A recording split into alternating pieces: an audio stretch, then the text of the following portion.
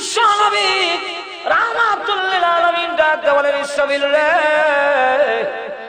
ভ্রমণে আমি আসি নাই, আমাকে দাওয়াত দিয়ে এনেছেন। আমাকে দাওয়াত দিয়ে এনে সিংহায় ফু দিয়ে তামাম পৃথিবী ধ্বংস করার জন্য আল্লাহ তোমাকে হুকুম দিবেন না। তুমি আমার সালামের জবাব দিতে পারো। এমনি ইসরাফিল সিংহা সরায়া কয়, ওয়া আলাইকুম আসসালাম ইয়া রাসূলুল্লাহ, ইয়া হাবিবাল্লাহ, ইয়া সাইয়্যিদুল মুরসালিন, ইয়া রাহমাতাল লিল আলামিন, ইয়া শাফিউল মুযনিবিন, ইয়া আশরাফুল আম্বিয়া। এইভাবে বলেন, ওগো নবী, আমি আপনার প্রথম সালামই শুনেছি, কিন্তু জবাব দেন এখানে জানেননি। আল্লাহ আমাকে বলেছেন, ইসরাফিল রে, সিংহা মুখে লাগাইয়া অপেক্ষা করতে থাকবে। আমি যেই সময় অর্ডার দিব ওই সময় ফু দিতে হবে, একটা সেকেন্ড যেন বেশ কম না হয়।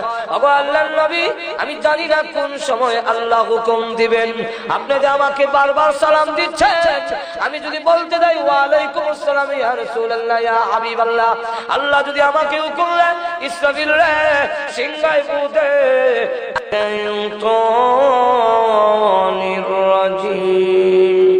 বিসমিল্লাহির রহমানির রহিম। আজকের ইসলামী মহাসম্মেলনের অত্যন্ত শ্রদ্ধেভাজন সভাপতি, উপস্থিত সমবেত প্রাণপ্রিয় মুসলমান ভাইরা, পর্দার অন্তরালে অবস্থানরত অত্যন্ত শ্রদ্ধেয় মা ও বোনেরা, আমি আপনাদের সামনে পবিত্র কোরআন শরীফের সূরাতুল হজ্জের প্রথম দুইখানা আয়াতে কারিমা তেলাওয়াত করছি। এই দুইখানা আয়াতের মধ্যে আল্লাহ রাব্বুল আলামিন কিয়ামতের কথা তুলে ধরেছেন।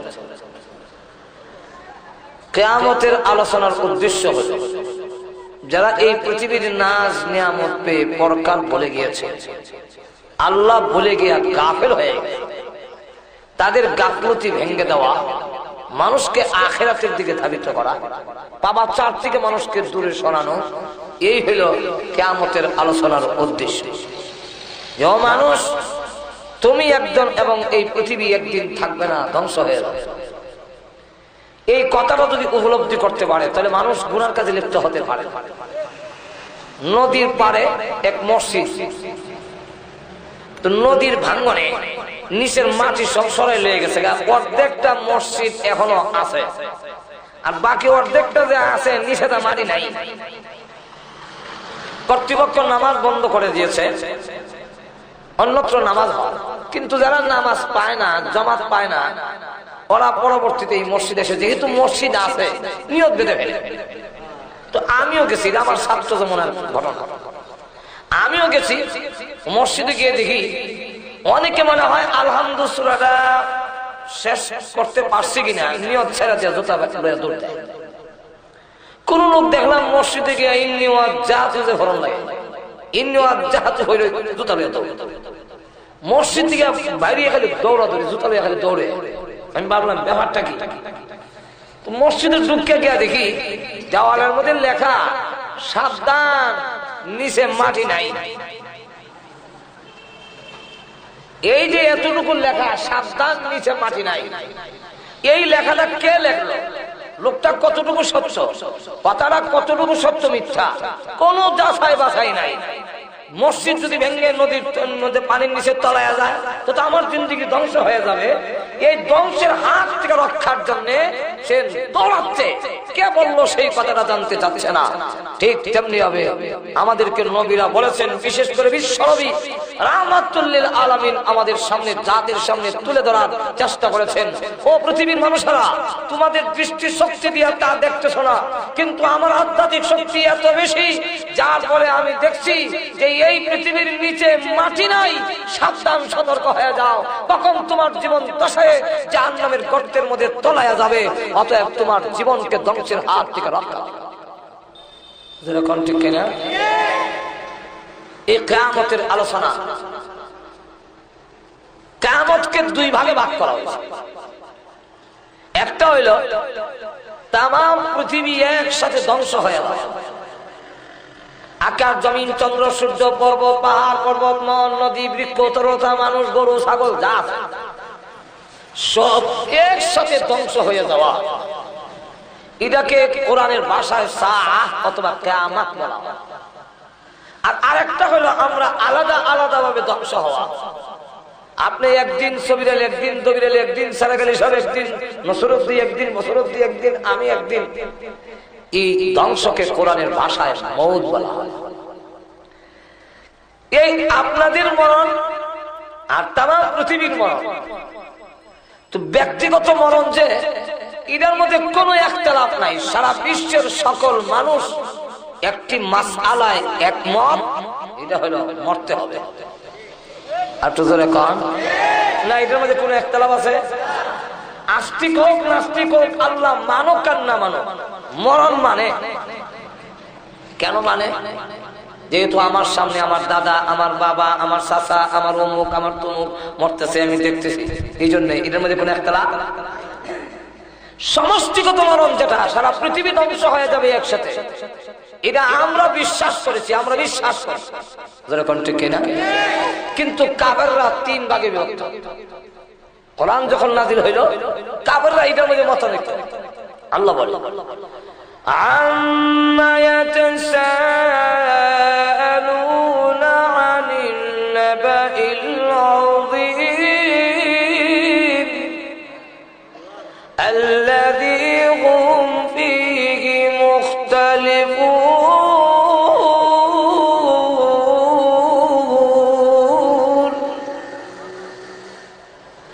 আনিন নাবাইল আযীম, এই নাবাইল আযীমের একটা অর্থ হলো কিয়ামত। আল্লাযী হুম ফীহি মুখতালিফুন, তার মধ্যে কাফেররা মতানৈক্য তিন ভাগে বিভক্ত হলো। এক দল কয় পৃথিবী ভেঙে ফেলবে আর সব ধ্বংস করে ফেলবে, এটা আমাদের বিশ্বাস হয় না। আরেক দলে কয় ওইলে তো ওই তো পারে, নাও হতে পারে, সন্দিহান। আর আরেক দলে কয় হয় না কেন, এরকমই যদি হয় তো হয় না কেন?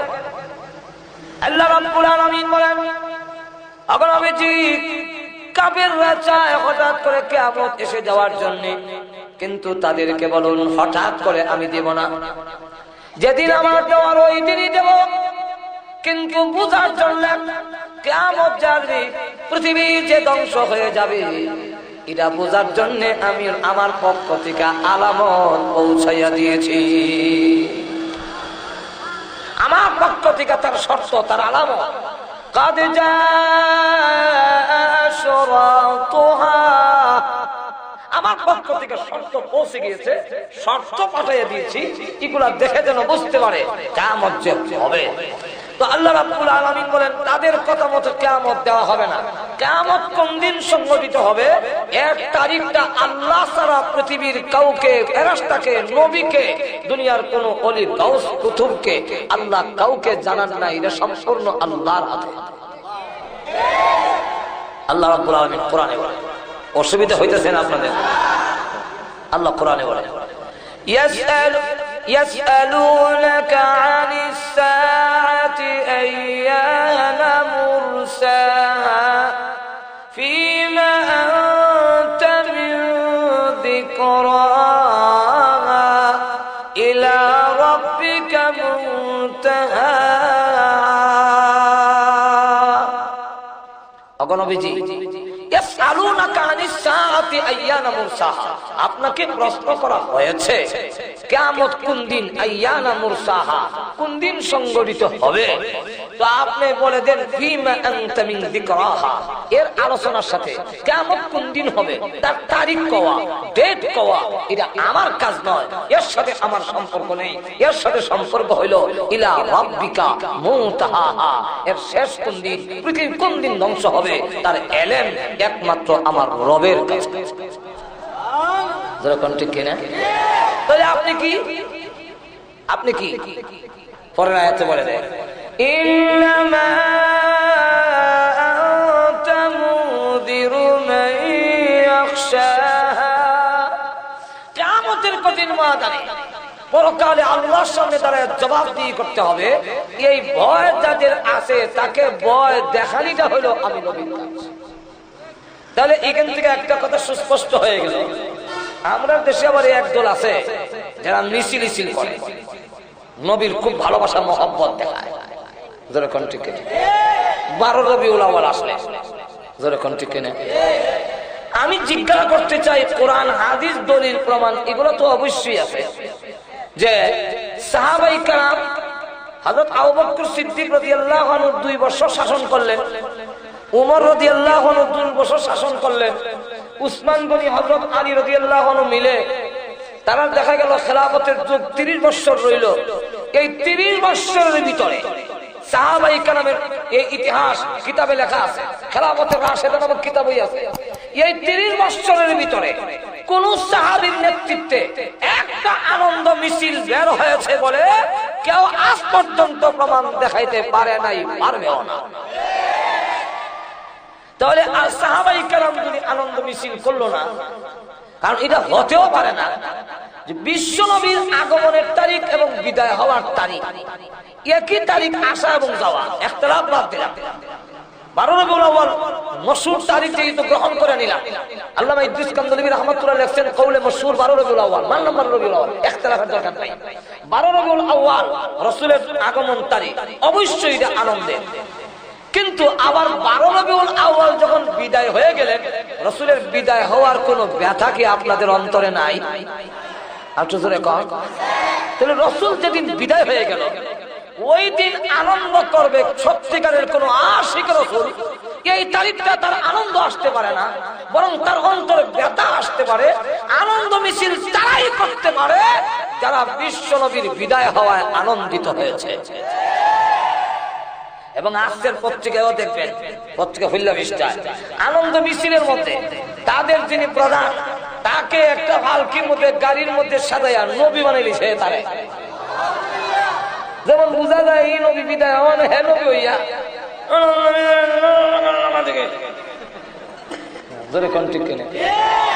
আমি আপনাদের একটা উদাহরণ দিই। কোন এক লোকের 15 বছরের ভিতরে তার কোনো ছেলে মেয়ে হয় না, দোয়া কালাম অনেক চিকিৎসা করে, জানুয়ারির 15 তারিখ এক ছেলে। এখন সে খুশি কিনা? তার ওয়াইফ, বউ মানে ওয়াইফ মানে বউ আর কি, খুশি নেই?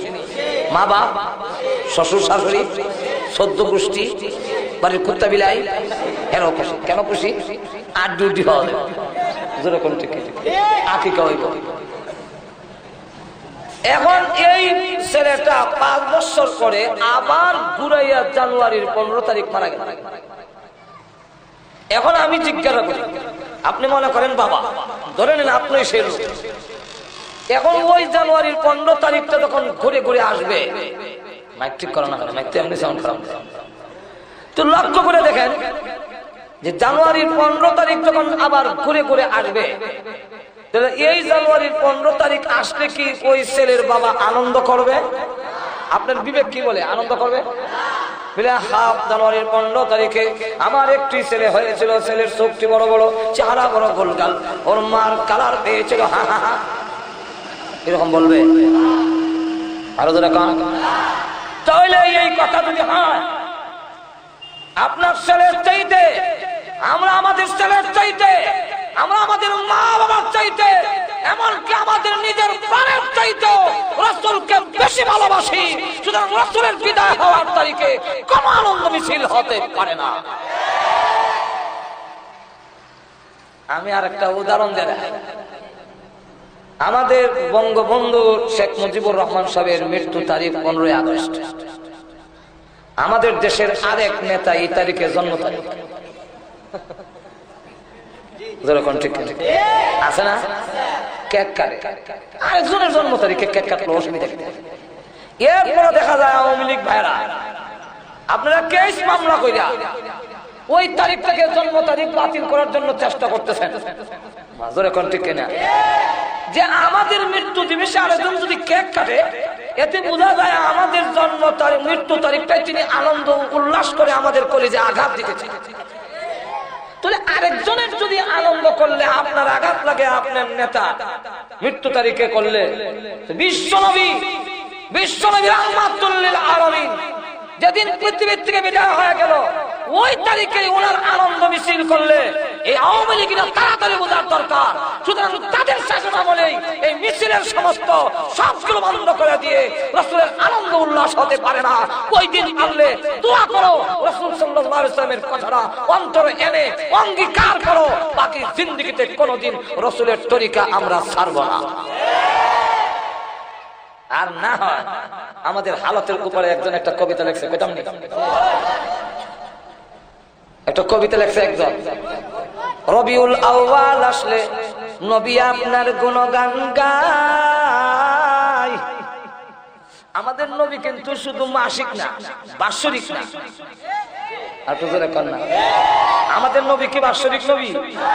আমাদের নবী কি মনে করেন যে মাসের নবী? রবিউল আউয়াল আইলে শরীর গরম হইলে হলে শেষ। আমাদের নবীকে প্রতিটি মুহূর্তে স্মরণ না করলে কোনো আমলে আল্লাহর দরবারে গ্রহণযোগ্য হবে না। প্রতিটি মুহূর্তে স্মরণ করার ব্যবস্থা করে দিয়েছেন। জোরে কোন ঠিক কিনা? ভাই আমার লক্ষ্য করে দেখুন, রবিউল আউয়াল আসলে আমরা একটু আবার জোশ আসে। এই জন্য কবি বলেন, রবিউল আউয়াল আসলে নবী আপনার গুণগান গায়। রবিউল আউয়াল গেলে পরে নবী গো আপনাকে আমরা ভুলে যাই। মিলাদ পড়ি, দরুদ পড়ি, কিয়াম করি, বড় বড় সেমিনার করি, জশ্নে জুলুস করি, আরো কত মিষ্টি খাই।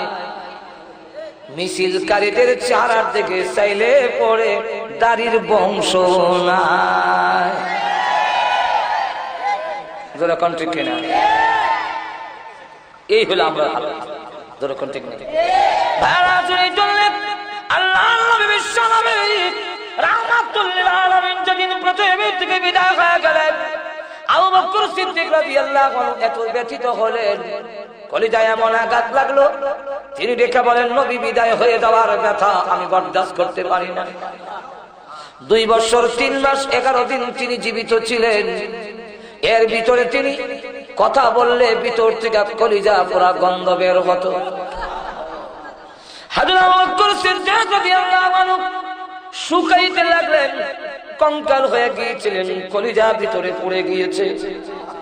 ঘুমায়া ঘুমাইয়া আখরাতে তিনি শ্বাস ছাড়তেন, উপরের সামিয়ানার মধ্যে দাগ পড়ে গিয়েছিল। ইতিহাসের কিতাবে লেখে উপরে দাগ পড়ে গিয়েছে, আমার নবী নাই, আমার নবী নাই। নবীর বিরহ ব্যথা আবু বকর সিদ্দিকের মনে যদি আঘাত লাগলো, আবু বকর সিদ্দিক রাদিয়াল্লাহু আনহু চাইতে কে আমাদের দেশের যারা মিছিল দেয় হেরার মহব্বত বেশি। ভাই আমার লক্ষ্য করে দেখুন, শুধু তা না, নবীজির কলিজার টুকরা সন্তান, অন্যের কথা বাদ দিলাম, নবীজির কলিজার টুকরা সন্তান যিনি আল্লাহর নবী দাওয়াতের কাজে গেলে হযরত খাদিজাতুল কুবরা রাদিয়াল্লাহু আনহা পৃথিবী থেকে বিদায় হওয়ার সময় কাঁদেন। জিজ্ঞাসা করে কাঁদেন কেন? খাদিজাতুল কুবরাকে জিজ্ঞাসা করেন, আল্লাহর নবী বললেন, খাদিজা তুমি কাঁদো কেন? খাদিজাতুল কুবরা রাদিয়াল্লাহু আনহা বলেন, 2টা কারণে কাঁদি। একটা হলো আমি বিদায় হয়ে গেলে কবর কি লইয়া যাব, ভয় লাগে গো কবর কি নিয়ে যাব। আর একটা হলো আমি বিদায় হয়ে গেলে আপনার পাশে খেয়ে দাঁড়াবো। নবীজি আমি তো আপনার পাশে ছিলাম, আমি বিদায় হয়ে গেলে কাফিররা যদি নির্যাতন করে আপনার দাওয়াতের কাজে বাধার সৃষ্টি করে কে দাঁড়াবে? ফাতেমা ছোট মেয়ে এমনি ডাক দিয়ে বলে, আম্মা আপনি কাঁদেন না, আমি ওয়াদা দিলাম আপনি বিদায় হয়ে গেল আমি আমার আব্বার পিছন কোনোদিন ছাড়বো না। আল্লাহর নবী দাওয়াত দিতে গেলে পিছনে কবরের মধ্যে ফাতেমা ধরে রাখতেন।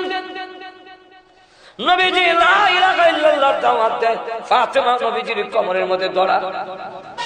এই অবস্থায় হযরত ফাতেমা রাদিয়াল্লাহু আনহা বিদায় হওয়ার সময় বলেন, ওগো আব্বা আপনি বিদায় হয়ে গেলে আমি কেমনে এই দুনিয়াতে আর থাকবো? আব্বা আমার যে মা নাই, ভাই বোন কাউলাই, আপনি বিদায় হয়ে গেলে আমি কার কাছে যাবো? কে আমাকে প্রভু দিবে? আমার চুলায় আগুন জ্বলে না, হাসান হুসাইন কান্দে, তখন আমি কি দিব? আমি কাকে কার সামনে নিয়ে হাজির করব? আল্লাহর নবী বলেন, মা আমি তোরে কথা বলতে পারি না, তোর কানটা দেখ, আমার টুরির উপরে আমি বলবো। টুরির উপরে রাখলে পরে ফাতেমা রাদিয়াল্লাহু আনহার কানে আল্লাহর নবী বলেন, মা গো কান্দিস না, আমি পৃথিবীর থেকে বিদায় হওয়ার পরে তোমার বেশি দিন কষ্ট করতে হবে না। কবরের জগতে সর্বপ্রথম আমার পরিবার এবং আমার সাহাবীদের থেকে সর্বপ্রথম তোমার সঙ্গে আমার দেখা হবে। হযরত ফাতেমা রাদিয়াল্লাহু আনহা কিছু সময়ের জন্য মুস্কি হাসি দিলেন, কিন্তু রাসূল বিদায় হওয়ার পরে এই বিরহ ব্যথায় যে তিনি শুয়ে পড়লেন, এই যে বিছনায় শুইলেন, 4 মাস মতান্তরে 6 মাস হযরত ফাতেমা রাদিয়াল্লাহু আনহা বিছনায় শুয়েছিলেন, আর উঠতে পারেন নাই। এই বিরহ ব্যথা যখন হযরত আবু বকর সিদ্দিক রাদিয়াল্লাহু আনহুকে লক্ষ্য করে বলছিলেন, ওমর রাদিয়াল্লাহু আনহু, হযরত আলী তাদেরকে লক্ষ্য করে ফাতেমা বলেন, ও আবু বকর, আপনিও আমার আব্বাকে রওজা শরীফে রেখে দিলেন। ও আলী, ও ওমর, তোমরা কেমনে আমার আব্বাকে নিয়ে রওজাতে রেখে দিলে? হযরত ফাতেমা কাঁদলো, সব কাঁদলে। ওই ইতিহাস টানতে গেলে দেখা যাবে আজকের এই সময়ে আমার কোলাবে না। সকল কান্দে, সাহাবায়ে কেরাম কাঁদলো, কেউ তো আনন্দ মিছিল বের করলো না। অতএব কোন মানুষ ওই 12 রবিউল আউয়ালে আনন্দ মিছিল বের করতে পারে না। এরা দেখতে দেখা যায় আমি খুব মহব্বত, খুব আমি রসুলের আসে, আসলে আসলে নাই। আশিক যদি থাকতে সত্যিকারের আশিকের রসুল হইল, যে রসুলের কথা মানে অহরহ। এক বুজুর্গকে তরমুজ দেওয়া হয়েছে, যে হুজুর তরমুজ খান। হ্যাঁ, যেই মাত্র বলা হয়েছে হুজুর তরমুজ খান, উনি বলেন আমি তরমুজ খাবো না। কেন হলো? তরমুজ খাইলে কি ঠান্ডা লেগে যায়? বললেন না। তরমুজ খাইলে কি আপনার সর্দি করে ফেলে? বললেন না। তো তরমুজ খাওয়া কি না যায়? বললেন না। আপনি খান না কেন? দিলাম। বলে আমি তরমুজ খাবো না। বলে কেন খাবেন না? বলে আমার রসুল তরমুজ খাইছেন কিনা আমি জানি না, এবং খাইলে ওনার খাওয়ার পদ্ধতি কি ছিল যতক্ষণ পর্যন্ত আমি জানবো না, আল্লাহর কসম তরমুজ আমি খাবো না। এটাকে বলা হয় আশিকা। এখন লক্ষ্য করে দেখেন যে এই অবস্থা আল্লাহর নবী বিশ্ব নবী রাহমাতুল লিল আলামিনকে আল্লাহর নবী আল্লাহ রাব্বুল আলামিন যা জানাইছে তা জানতেন। যদি সব জানতেন, আমাদের দেশে যারা বলে যে নবী সব জানে না, নবী যদি সব জেনে ফেলতেন তাহলে কিয়ামত কত সালের কত তারিখে হবে এটা কি বলে গেছেন? তাহলে আপনারা কি মনে করেন রাসূল জানেও বলেন নাই? একটু জোরে কোন। তাহলে বোঝা গেল রাসূলকে জানান নাই। কেন জানান নাই এটা বলবো পরে। এখান থেকে বোঝা গেল যে আল্লাহ তার রাসূলকেও জানান নাই, অর্থাৎ রাসূল তা জানেন আল্লাহ যা জানাইছেন। আর একটু জোরে কোন না। আলিমুল গায়ব হলেন একমাত্র আল্লাহ, রসুল হলেন আল্লাহ যা জানাইছেন তা জানেন। তো রসুলকে কি পরিমাণ জানাইছেন এটারও একটা মাপকাঠি আল্লাহ রসুল নিজে দিয়েছেন। রসুল বলেন উতিতু ইলমান মিনাল আউয়ালিন ওয়াল আখিরিন, আমার আগে যত মানুষ দুনিয়াতে এসেছে এবং আমার পরে যত মানুষ দুনিয়াতে আসবে, সকলের জ্ঞান মেধা এলেম যদি এক জায়গায় একত্রিত করা হয়, যা হবে এর থেকে বেশি এলেম আল্লাহ আমাকে দান করছেন। কিন্তু সব জানার নাই। আয়াতগুলোর দ্বারা তো বুঝলাম।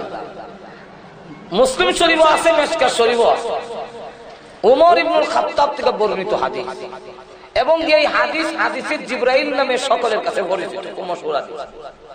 জিবরাইল আলাইহিস সালাম একজন মুসাফিরের বেশে রাসূলের সামনে আসলেন, এসে বসলেন নামাজের সুরতে, উরুতে হাত রেখে, আর প্রশ্ন করে।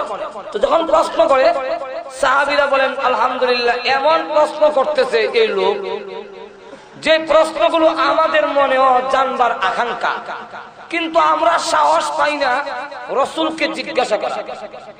আর এই গ্রাম্য একজন লোক আসতে দেখা যায়, ওনার দ্বারা প্রশ্নের মাধ্যমে আমরাও জানার সুযোগ হয়েছে। আলহামদুলিল্লাহ ভালো। এর কারণ অনেক সময় উস্তাদের গুরুত্ব বুঝতে ছাত্র উস্তাদে অনেকটা প্রশ্ন করতে পারে না, ভয় হয়। আর গ্রামের লোকেরা, গ্রামের অনেক লোক আছে যে গ্রামের লোকেরা আইন কানুন বুঝতো না, হুজুরে উল্লে পাল্লা জিগায়। এক হুজুর হাদিস পড়াইতেছে, তো একজন সাধারণ গ্রামের লোক গিয়া হুজুর লাউ লইয়া গেছে যে হযরত কদু কারণ। আচ্ছা হাদিস পড়াইতেছে, এই ফাঁকা দেখে জিগাইবার একটা কথা নেই যে লাউটা কইতে তো হযরত কদু কাহারা। হুজুরের রাগ উঠছে, মেরে শের পর রাগ আমার মাথা তো যেমন হয়েছে, মাথা তো কদু নিয়ে মাথা চুচেছে। হুজুর আইসা দিয়া তার সাথে আইন দেখাইলাম। তুই এখন এইভাবে উল্টা উল্টা প্রশ্ন করলে উনি করতে, কিন্তু রসুলরা তো আমরা জিজ্ঞাসা পারি। তো প্রশ্ন করছে আখবিরনি আনিল ইসলাম, ইসলাম কারে কয়, ব্যাখ্যা একটু বর্ণনা। রসুল বর্ণনা দেওয়ার পরে এই আগন্তুক লোকটা যখন বলে সাদাক্তা, আপনি ঠিক বলছেন, সাহাবীরা চোখ উল্টায় কয় হ্যাঁ ঠিক বলছেন, কয়তে তো জানে। জোরে কোন ঠিক কেন? প্রশ্ন করা জানার জন্য খুব সওয়াব, জানার জন্য প্রশ্ন করা খুব সওয়াব।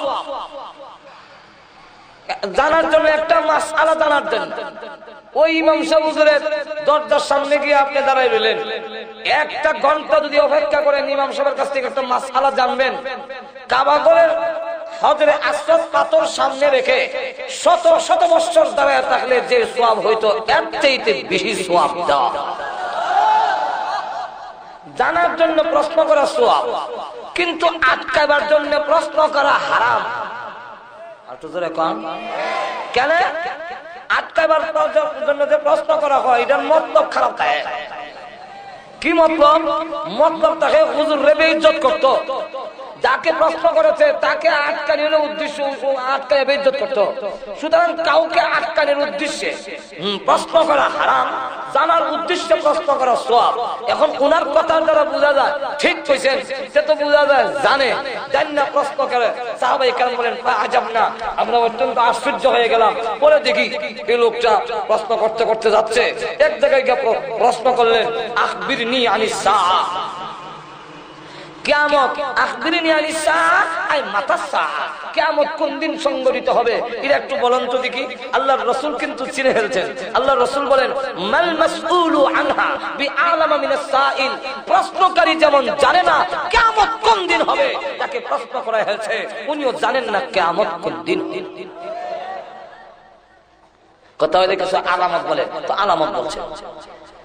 এরপরে যখন চলে যাচ্ছেন রাসূল বলেন ইয়া উমর, এ উমর আতাদরি মানে সাইল, প্রশ্নকারীকে চিনছো?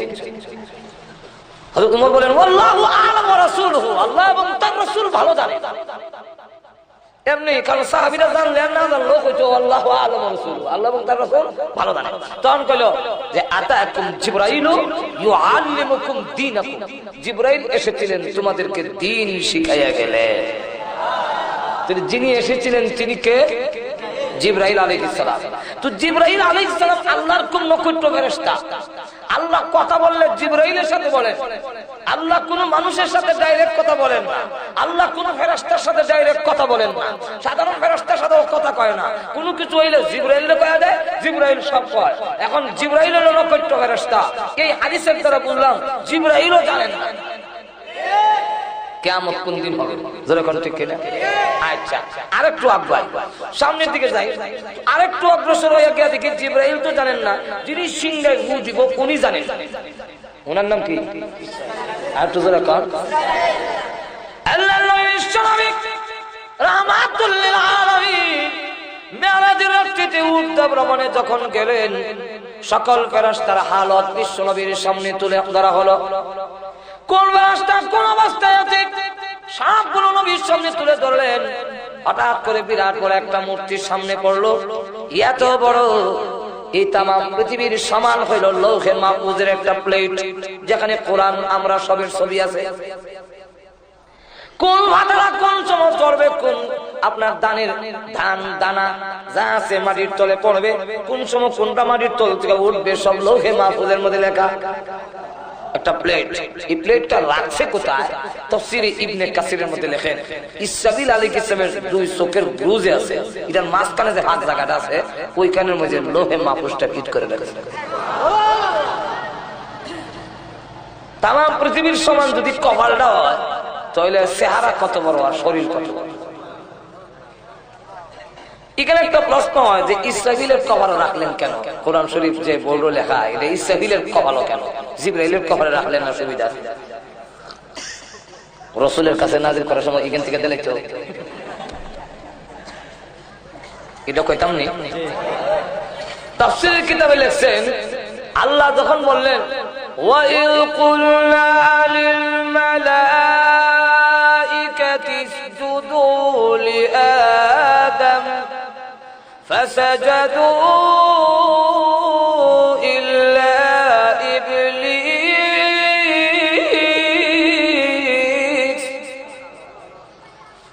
আল্লাহ বলেন আদমকে সিজদা করো। সমস্ত ফেরেশতা ভাষা জাদু সিজদা করলো, কিন্তু সব মুসল্লি ইমাম সব আল্লাহু আকবার কোয়ার পরেও একসাথে গিয়ে আমার একটু ভালো লাগে না, একটু হলে বেশ কম হয়। সর্বপ্রথম যিনি সিজদায় পড়লেন, সকলের আগে যিনি সিজদা দিলেন, তিনি ছিলেন ইসরাফিল আলাইহিস সালাম। আল্লাহ বলেন তুমি যখন সকলের আগে আমার হুকুমটা মানছো, সিজদায় পড়ে গেছো, যে তোমাকে সম্মান দিলাম, আমার পবিত্র কালাম তোমার কপালের মধ্যে রেখে দিলাম। তাহলে ইসরাফিল আলাইহিস সালামের কবর কোরআন শরীফ রাখার বলে তো ওনার কি ফায়দা হইল? ওনার ফায়দা তাফসীরের কিতাবে লেখেন আল্লাহ তার কুদরতি দৃষ্টি দৈনিক 360 বার লৌহে মাহফুজের দিকে চায়, আর এই চাওয়ার কারণে ইসরাফিলের দিকেও আল্লাহর নজর হয়ে যায়। তখন লাভ হইছে না ক্ষতি হইছে? আচ্ছা রাখ ইসরাফিল আর মুখের মধ্যে একটা সিংহা লাগানো। এই পৃথিবীর যতটা প্রাণী আছে ততটা ছিদ্র তার সিংহের মধ্যে আছে, ধারণ করে গাঁটটা কাট করে আমরা খাবো হাতিও দেয়। আল্লাহু আকবার। ইংল্যান্ডের রানীর বাড়ির সামনে দুইটা পুলিশ কারা থাকে সবসময়, জিন্দা না মুর্দা বুঝার কোনো হয় না। আমিও গেছি সামনে, আরো অনেক মানুষ গেছে, কত চেষ্টা করলাম ফাঁতি দেওয়া লাগে। আমরা আগে ছোট সময় করতাম না বলে দিয়েছেন হাতি না দিয়ে নিতে হাতি আয় হয়, কিন্তু এরা এমন ট্রেনিং দেওয়া, এরা সামনে গিয়ে হাত লড়াই হাতি দেয় না। আবার যায় সময় এরা এমন মুর্দা মানুষরা হাত লাগান একটা। এটা হলো রানীর বাড়ির ইজ্জত সম্মান। 24 ঘন্টা দুইজন পুলিশ বদলাইয়া দাঁড়ায় থাকে, এরা লড়ন নাই। ইসরাফিল এমন ফাঁসি মানে না। আল্লাহ রসুল বলেন ইয়া আখি, রসুল কিছু জিগাইতে হইলে জিবরাইল জিগায় ইয়া আখি জিবরাইল মান হাজার রাজুল, উনি কে? জিবরাইল কয় হুজুর ওনার নাম ইসরাফিল আলাইহিস সালাম। আল্লাহ রসুল বলেন তে একটা সালাম দেওয়ান দরকার, আসসালামু আলাইকা, আসসালামু আলাইকা ইয়া ইসরাফিল। জবাব দেব দূরের কথা, ফাতিও দেয়। আবার বলেন আসসালামু আলাইকা ইয়া ইসরাফিল, যেমন বোঝা যায় কানে শুনছুই না। 3 বার সালাম দেওয়ার পরে রাসূল বুঝে ফেললেন কেন সালামের জবাব দেয়। আল্লাহর নবী বিশ্ব নবী রাহমাতুল লিল আলামিন তিনি ডাক দিয়া বলেন রে ইসরাফিল, অর্ধ ভ্রমণে আমি আসি নাই, অর্ধ ভ্রমণে আমাকে মহান আল্লাহ দাওয়াত দিয়া এনেছেন। রাসূল গেছেন না নিছেন? ভাইরা আমার, আল্লাহর নবী বলেন আল্লাহ আমাকে দাওয়াত দিয়ে এনেছেন। কেউ কাউকে দাওয়াত দিয়ে আনলে রাগ থাকলেও রাগ দেখায় না। আল্লাহর নবী বিশ্ব নবী রাহমাতুল লিল আলামিন ডাক দিয়ে বলেন ইসরাফিল রে, অর্ধ ভ্রমণে আমি আসি নাই, আমাকে দাওয়াত দিয়ে এনেছেন। আমাকে দাওয়াত দিয়ে এনে সিংহায় ফু দিয়ে তামাম পৃথিবী ধ্বংস করার জন্য আল্লাহ তোমাকে হুকুম দিবেন না। তুমি আমার সালামের জবাব দিতে পারো। এমনি ইসরাফিল সিংহা সরায় কয় ওয়া আলাইকুম আসসালাম ইয়া রাসূলুল্লাহ ইয়া হাবিবাল্লাহ ইয়া সাইয়্যিদুল মুরসালিন ইয়া রাহমাতাল লিল আলামিন ইয়া শাফিউল মুযনিবিন ইয়া আশরাফুল আম্বিয়া। এইভাবে বলেন ওগো নবী আমি আপনার প্রথম সালামই শুনেছি, কিন্তু জবাব দেন এখানে জানেননি। আল্লাহ আমাকে বলেছেন ইসরাফিল রে, সিংহা মুখে লাগাইয়া অপেক্ষা করতে থাকবে, আমি যেই সময় অর্ডার দেব ওই সময় ফু দিতে হবে, একটা সেকেন্ড যেন বেশ কম না হয়। ওগো আল্লাহর নবী আমি জানি না কোন সময় আল্লাহ হুকুম দিবেন, আপনি যে আমাকে বারবার সালাম দিচ্ছেন, আমি যদি বলতে যাই ওয়া আলাইকুম আসসালাম ইয়া রাসূলুল্লাহ ইয়া হাবিবাল্লাহ, আল্লাহ যদি আমাকে হুকুম দেন ইসরাফিল রে সিংহায় ফু দে, আল্লাহর হুকুমটা পালন করতে দেরি হবে বলে এতক্ষণ শুনেও আমি আপনার সালামের জবাব দেই নাই। তাহলে এখন চিন্তা করে কত গুরুত্ব সহকারে হুকুম পালন করে, আর ইসরাফিলও জানে না কোন দিন ফু দিবেন। এটা সম্পূর্ণ কার কাছে? আল্লাহ কেন লুকায় রাখলেন? আল্লাহ বলে দেখায়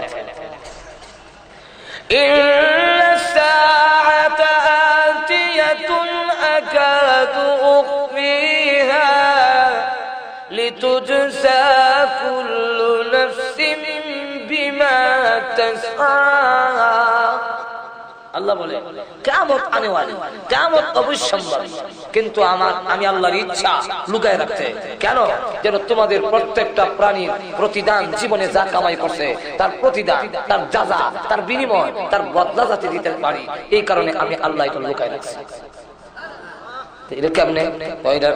কারণ হইল লুকায় আমরা প্রকাশ করে দিলেন না বালা আছেন অমুক করবো 2010 সালের জানুয়ারি ফেব্রুয়ারির 25 তারিখ, অমুক করবো 26 তারিখ, অমুক করবো 28 তারিখ, এরপরে আবার মার্চের 10 তারিখ মরবো নসরুদ্দি।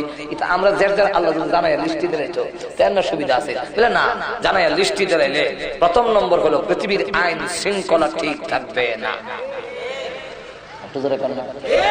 আপনারা এই নন্দনপুর বাজারটা ওই পুলিশ আর্মি বিডিআরে কন্ট্রোল করতে না, কারণ যে সময় জ্বালার গাড়ি লয়ে যাব এই সময় গাড়ি ঘোড়া যেভাবে বিল লাগায়, এখন যদি হেজাই না লাই যে 2020 সালের ফেব্রুয়ারির 15 তারিখ মারা যাইব, হে জ্বালার মাঝখান দিয়া রাস্তার মাঝখান দিয়ে আটবো, ট্রাক আয়া ভিসেন্দা অরণ দিল হেল অর্থ না কবে উফরে তো যাবো, আমার এখন টাইম নাই। কারণ হে জানে এখন উফরে গেল মরতো না, হে 2020 সালের জানুয়ারির 10 তারিখ মারা, ফেব্রুয়ারি 15 তারিখ মারা যাইব। ঠিক কিনা?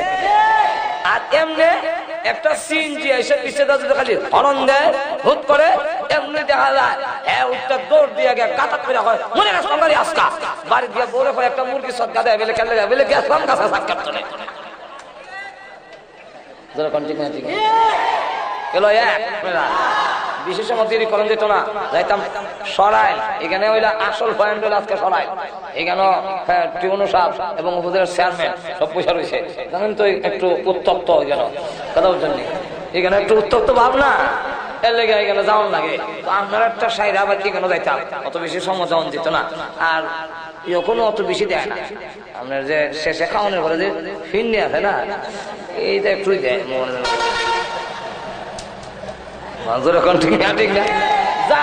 গেল একটা। আরেকটা হইল মানুষ যদি মানুষের মধ্যে গাফলতি এসে যাবে, আমলের দিক থেকে মানুষ গাফেল হয়ে যাবে। কেন গাফেল হয়ে যাবে? তখন দেখা যাবে ইমাম সাহেব, মুয়াজ্জিন সাহেব, উনারা তো চাকরির কাতারে মসজিদে আউন লাগে, আর বাকি মুসল্লি থাকবে না। মুসল্লি দেখা যাবে যাদের যাদের মরণ গনে এসে ওই এরা ছাড়া আর কেউ মসজিদে নাই। কেন? 2000 সালে মার্চের সে 15 তারিখ মারা যাবে, এত আগে মসজিদে যাওয়ানোর দরকার আছে? 3 চিল্লার বুঝ রেখা যা কাম কুকাম আছে সব স্টার্ট দিব, আর 3 চিল্লার বুঝ রেখা এরপরে যখন দেখো আর 3 চিল্লা বাকি আছে গাড়ি লইয়া তবলিগো যাবো আর বাড়ি থাকতাম না। আর আমি আপনাদের জিজ্ঞাসা করি, এই মাহফিলে বসা অবস্থায় মরণের সম্ভাবনা আসেনি? খালি আমার না আপনারা সব মৃত্যুর সম্ভাবনা আছে কি নাই? আমি আজকের এই আলাপটা আমার জীবনের শেষ মাহফিল হতে পারে। ওয়াজ শুনতে শুনতে মানুষ মারা যায়, যখন ঠিক না একই মাহফিলে ওয়াজ করলাম আমি এবং শেখ দিগল বাগি, কিন্তু আমি কোন থেকে উঠলাম, শেখ দিগল বাগি আর উঠলেন না, যখন ঠিক না।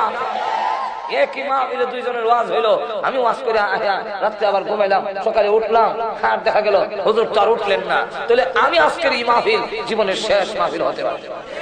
আর তো ধরে কর না, আমিও জানতাম না যে আর ওনার সাথে দেখা হইতো না। আর তো ধরে কর না, উনিও জানতেন না আমার সাথে আর দেখা হবে না। তাহলে আজকের রাত্রে যদি আপনাদের মরার সম্ভাবনা থাকে, তাহলে এবার বলুন, বুকে হাত দিয়ে বলুন যে এই সম্ভাবনা যদি থাকে, তাহলে নামাজ মনে হয় 5 বছর পরে করলে চলবে। মরবেন আজকে আর নামাজ পড়তেন 5 বছর পরে। আজকে যদি মরার এই কথাটা যদি অন্তর থেকে বলে থাকেন, তাহলে আজকে রাতে আমার মরার সম্ভাবনা, সুদকে আরো 10 বছর খাইয়া ছাড়বেন না একদম থেকে ছাড়ার দরকার? আর তো জোরে কর না, আপনি কি জিনা আরো 10 বছর কইরা ছাড়বেন? কইরা লই আল্লাহ রাব্বুল আলামিন মরণ কেন লুকায় রেখে দিলেন, কিয়ামত কেন লুকায় রেখে দিয়েছেন? ও পৃথিবীর মানুষেরা, আমি আল্লাহর ইচ্ছা হলো 24 ঘন্টা তোমাকে ইবাদতের মধ্যে জড়িত করার জন্য। ইবাদতের মধ্যে জড়ায় রাখার জন্য আমি আল্লাহ তোমার মরণকে লুকায় রেখে দিয়েছি, যাতে 24 ঘন্টা তুমি মৃত্যুর জন্য প্রস্তুত থাকতে পারো সামান নিয়ে। আজরাইলের গাড়ি আইলে যেন তোমার কোনো অসুবিধা না হয়। একটা উদাহরণ দিই, তুই আপনারা বুঝে ফেলবেন। দেব উদাহরণ? এত ধরে কন। এক লোক মনে করেন চিটাগাং যাবে, আপনার নন্দনপুরের এক লোক গিয়া ট্রেন ধরবে, ট্রেনে যাবে চিটাগাং। টিকিট তো আগে কারণ লাগে না, পরে ব্যাগের ভিতরে 3-4 দিন থাকবে, সুতরাং লঙ্গি গামছা এটা তো কিছু নিতে হইব না, নেওয়া লাগবে না? এই ব্যাগটা কি গাড়িতে উঠতে গিয়ে নেওয়ার লেগে পারবেন না? আগে আগে এরপরে আপনি কিছুদিন এখানে থাকতে গেলে তো টাকা পয়সার দরকার, এটার সাথে লোন লাগতো না? এটা কি গাড়ি একজনে কই ছবি আলি আমার ছেলেরা কই আছেন 500 টাকা লয়ে তোকে আগে লয়ে যাবে গিয়া সব করে রেডি করে ব্যাগ সাথে রাখা টিকেট ব্রাহ্মণবাড়ি স্টেশনে বসছে। স্টেশন মাস্টারে জিগাইলো ট্রেনটা কই আছে, খবর নাই। নাই এরকম এমন জীবনের ঘটনা নাই? আমি তো নিজেই মানে দেখা হইতাছি। মাস্টার সাহেব সিডাঙ্গের গাড়িটা ঢাকার থেকে যেটা আইব সিডাঙ্গে তো এটা বা সিলেট থেকে, হ্যাঁ সিলেট থেকে তো আখড়া দিয়া, তো ঢাকার থেকে যেটা আসবে এটা কখন আসবে, কই আছে, কই এখনো খবর এসে। এমন সময় আপনার বিয়াই গিয়া লাগাল হয়েছে, লাগাল ভাই বিয়াই কই যাবেন সিডাঙ্গে, আরে ট্রেনের তো খবর এসে না, মিষ্টি খাওয়াই দিই, মিষ্টি খাওয়াই। আপনি বলেন ভাই আমি ট্রেনে এসে বলবে, আরে খবর হয়েছে না। বিয়াই এই কথাই ভাম ভর্তি। আপনি তখন খাই মিষ্টি লয়ে এসে মহাদেব পট্টি, আচ্ছা মহাদেব পট্টি বাদ দিলাম, লয়ে এসে আপনার না না ওই যে মোড়টা কালীবাড়ির মোড়, কালীবাড়ির মোড় আছে মিষ্টি খাওয়াই। এখন কালীবাড়ির মোড় যখন মিষ্টি আর আইবার সময় ভাবলো যে এই গাছটি কইলই আর মিষ্টির দোকানে যাইতাম, এটা তো হয়ে গেছে চালের দোকান, আর টিকিটটা তো হয়েছে ফানের দোকান। আর সে আইসে কালীবাড়ির মোড় মিষ্টি খাইতে। এখন মিষ্টি যখন সামনে দেওয়া হয়েছে তখন কাটা চামচ দিয়ে মিষ্টিটা গুত্তা দিয়া মুখের কাছে আনছে, এমনি শুনে উইশাল শোনা যায়। এখন যেই মাত্র গাড়ির উইশাল শুনে এখন মিষ্টি আর মুখে না দিয়া কবি মিষ্টি আছে গাড়ি কই, আমি কই, ব্যাগ কই, টিকিট কই। এখন একবার উঠে একবার এখন কি করি জোরে কোন ঠিক কিনা? ঠিক তেমনি ভাবে আজরাইলের গাড়ি কোথায় আছে সব লোকে রেখে দিয়েছে পৃথিবীর মানুষ। যাবি তুই কবর হইয়া, হাসরের মাঠ হইয়া, জান্নাতে তোর যেতে হবে তোমার বাড়ি। তুমি এখান থেকে টিকিট কেটে প্রস্তুত থাকো। আজরাইলের গাড়ি কোথায় আছে তোদেরকে জানাইলাম না, জানলে কিছু গাফলতি এসে যাবে, যাতে প্রস্তুত থাকতে পারো। যদি কবরের টিকিট থাকে, হাসরের মাঠের সামান থাকে, আজরাইলের গাড়ি আইলে তোমার হতাশা হওয়ার দরকার পড়বে না। আর যদি সামান না থাকে, আজরাইল আইলে তোমার হতাশার সীমা থাকবে না। হযরত বিলাল রাদিয়াল্লাহু আনহু সামনে এসে আজরাইল, আসসালামু আলাইকুম ইয়া বিলাল। সালাম, আল্লাহ আপনাকে সালাম দিয়েছেন। আল্লাহ বলেছেন আপনাকে আল্লাহ ভালোবাসেন। আল্লাহ ভালোবাসবেন না কেন? বেঈমান কাফেররা আঘাত করে, উনি জোরে জোরে আল্লাহু আহাদ বলে। হযরত আবু বকর সিদ্দিক রাদিয়াল্লাহু আনহু বলেন, জোরে কইস না, কাফেররা বেশি মারবো। উনি বলেন বলবো না। একদিন, 2 দিন, 3 দিন ওয়াদা করেছে, কিন্তু তিনি আল্লাহু আহাদ বলে আবার ওয়াদা করে বলবো না। আবু বকর সিদ্দিক রাদিয়াল্লাহু আনহু বলেন, বিলাল আমার সাথে ওয়াদা করো, কিন্তু আবার জোরে জোরে আল্লাহু আহাদ বলো কেন? আস্তে বললেই হয়। এমনি বিলাল বলেন, হ্যাঁ আবু বকর সিদ্দিক, ওই বেঈমান কাফেররা যখন আমাকে ব্যথাঘাত করে আর আমি আল্লাহু আহাদ বলি, তখন এত মজা, এত মধুর লাগে। ওই বেঈমান কাফেরদের নির্যাতনের কষ্ট আমি বিলাল আর ঠার পাই না।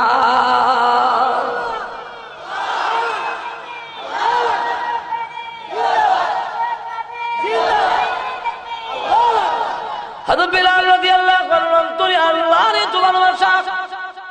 ও আজরাইল যাও আমার বিলালের কাছে গিয়া বলো আমি আল্লাহ তাকে ভালোবাসি।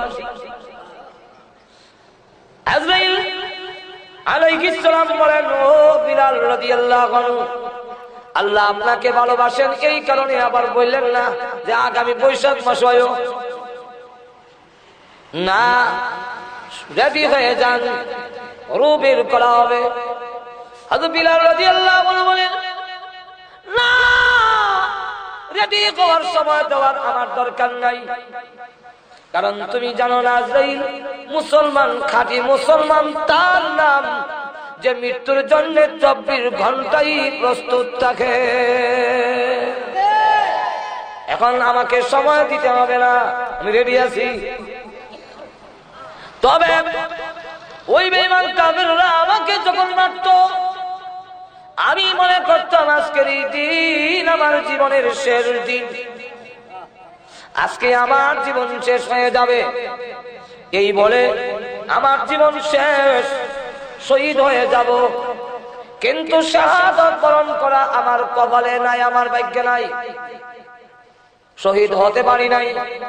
তাই এখন আপনার কাছে দরখাস্ত, আল্লাহ রাসূল বলেছেন আল্লাহ যাকে ভালোবাসেন মরণের সময় যদি কোনো দরখাস্ত করে, ওই দরখাস্ত পূরণ না হইলে আজরাইল তার গায়ে হাত লাগায় না। আমার আকাঙ্ক্ষা আমি এখন এমন ভাবে মরব, আমি আল্লাহর গোলাম, আল্লাহ আমার মনিব, আমি আল্লাহর কুদরতি পায়ের মধ্যে সিজদা দিয়ে পড়ে থাকবো, আর তুমি আমার রূহ বের করবে। আমি এখন 4 রাকাত নামাজের নিয়ত বাঁধবো। প্রথম রাকাতে রূহ বের করো, হাত দিও না। দ্বিতীয় রাকাতে হাত দিও না। তৃতীয় রাকাতে হাত দিও না। চতুর্থ রাকাতের প্রথম সিজদায় হাত দিও না। শেষ সিজদায় যখন পড়বো, আল্লাহর কসম করে বলি, রূহ বের না করা পর্যন্ত আমি বিলাল আর জমিন থেকে মাথা উঠাবো না। আমার রূহ বের। আল্লাহ রাব্বুল আলামিন বলেন আজরাইল বিলালের দরখাস্ত মঞ্জুর হয়ে গেছে, সাজদারত অবস্থা ওনার রূহ বের করা হবে। তাহলে 24 ঘন্টা মৃত্যুর জন্য যাতে প্রস্তুত থাকি, আল্লাহ এই কারণে আমাদের মরণটাকে লুকিয়ে রেখে দিয়েছেন। মেনে নিলাম আপনি তবলিগে গেলেন, গিয়ে 3 চিল্লায়, আর বাকি আকাম কুকাম করলেন, আর গিয়া তওবা করে নিলেন, 3 চিল্লা সব মাফ করে নিলেন, আল্লাহ মাফ করে নিলেন, আল্লাহ তওবা কবুল করলেন। কিন্তু 3 চিল্লা 6 মাসে আপনি কি আমল করবেন? ঘুষ ছাড়ো, নাচ গান ছাড়ো, মদ ছাড়ো, সব জিনা ছাড়ো, সব জবরদস্ত ছাড়ো, সব ছেড়ে দিয়া নামাজ পড়ো, দাড়ি রাখো, টুপি লাগাও, পাঞ্জাবি লাগাও। মরার পরে কিন্তু পাঞ্জাবি লাগাইতেই হবে, হুজুরের পোশাক তোমার লাগাইতেই হবে। জোরে কণ্ঠে হ্যাঁ ঠিক না? ওই মরার ঘরে লাগাইলে কোনো কাজ হইতো না, এখন থেকে লাগাও। জোরে কণ্ঠে তুমি মাথার দাও, দাড়ি রাখো, পাঞ্জাবি লাগাও, সুদ খাইও না, ঘুষ খাইও না, জিনা করো না, নাচ গান করো না, বেপরদা হইও না, নামাজ পড়ো।